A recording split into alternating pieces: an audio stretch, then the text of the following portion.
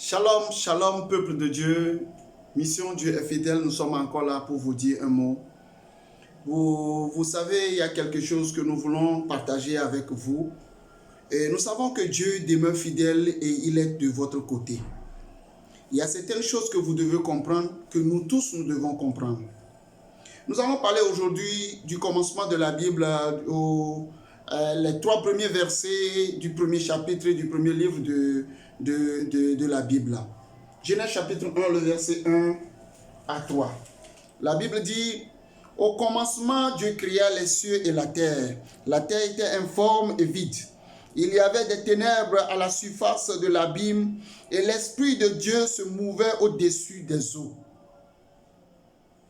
Dieu dit que la lumière soit et la lumière fut. Peuple de Dieu, qu'est-ce que nous voulons partager avec vous aujourd'hui? C'était l'histoire de la création quand Dieu a créé le ciel et la terre. La Bible dit que la terre était informe. Et il y avait des ténèbres sur la terre, mais l'Esprit de Dieu mouvait. C'est-à-dire, l'Esprit de Dieu était présent, mais les ténèbres sont là. L'Esprit de Dieu était là, mais les ténèbres couvrent la terre. Ne soyez pas surpris que vous voyez aujourd'hui des gens qui ont l'Esprit de Dieu, mais que les ténèbres en train de manigancer des choses dans leur vie. Vous verrez des églises aujourd'hui, l'Esprit de Dieu se mouvait au-dessus. Mais il y a les ténèbres qui fonctionnent à fond et qui travaillaient avec les éléments pour pouvoir empêcher l'évolution effective de l'église, pour pouvoir empêcher l'évolution effective de l'entreprise. Mais il y a une chose que Dieu avait fait. Quand Dieu avait commencé, les choses étaient comme ça. D'abord, quand Dieu fait les choses et que la terre était informe, ne crois pas que tout ce que tu vas commencer va avoir de forme en même temps. Non, ça ne peut pas avoir de forme. Dieu même avait commencé, la terre était informe. Le numéro 1 que tu vas retenir, la terre était informe quand Dieu avait créé. Et donc le business que tu commences, tout le travail que tu commences, le projet que tu commences, tout ne peut pas être bel en même temps. Tout ne peut pas être joli en même temps. Mais il suffit de continuer, tu verras ce que Dieu va faire de ce projet. Le numéro 2, c'est de comprendre que l'Esprit de Dieu peut être là, mais les ténèbres vont te gouverner.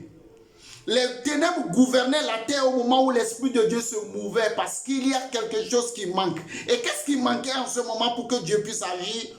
Le verset 3 dit: Dieu a dit que la lumière soit et la lumière fut. Et cette lumière, c'est cette lumière qui montre ce que tu dois faire pour pouvoir atteindre les dimensions nécessaires.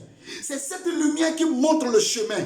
C'est cette lumière que nous appelons aujourd'hui la direction divine. C'est cette lumière qui t'ouvre les yeux à voir ce que tu dois faire. Ton foyer est là, ça ne fonctionne pas. C'est cette lumière qui va t'amener à faire quelque chose pour pouvoir débloquer la situation. C'est cette lumière qui constitue une révélation que tu dois mettre en application pour pouvoir apporter le changement. Que Dieu vous accorde la lumière dans vos activités. Que Dieu vous accorde la lumière dans tout votre aller-retour, dans toutes vos entreprises au nom de Jésus. Si vous avez cette lumière, vous atteindrez les dimensions et vous accomplirez le bonheur, le programme que Dieu a fait pour vous. C'est justement pourquoi dans le Nouveau Testament, Jésus dit: vous êtes la lumière du monde, parce que seul vous peut découvrir les secrets. Les secrets, cette révélation-là, c'est vous qui allez les découvrir. Par quoi? Par la parole, par la prière et par des demandes à Dieu. Demandez l'avis de Dieu sur chaque chose avant de faire la direction divine.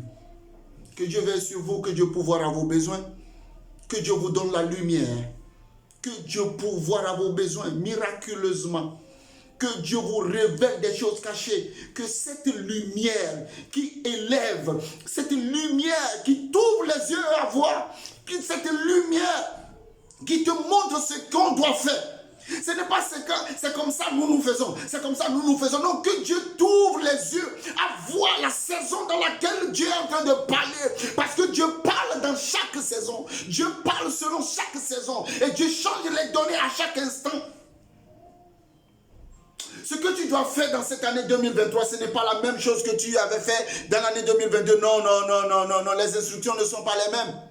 Chers pasteurs, chers peuple de Dieu, maris et femmes, businessmen, ce n'est pas les mêmes choses que tu devais faire.